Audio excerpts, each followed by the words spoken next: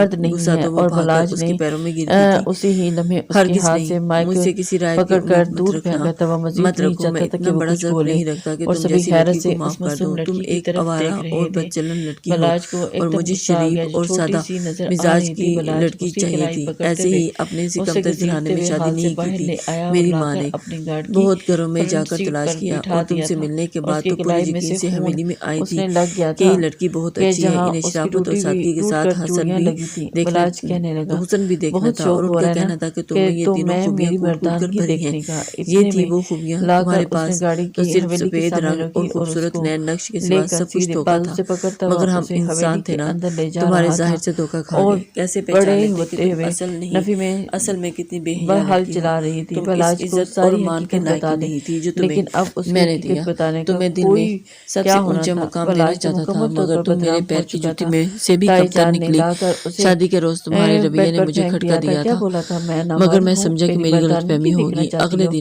میں اگلے تمہیں روز تم اپنی ماں بیٹی کی باتیں مردانگی سن کر دکھاتا غصے ہوں۔ میں تھا تو اور وہ نفی تم میں نے سر ایک بار ہلاتے ہوئے پھر اس مجھے کے سامنے اپنی خواہش ہاتھ بتا جوڑنے کر لگی تھی۔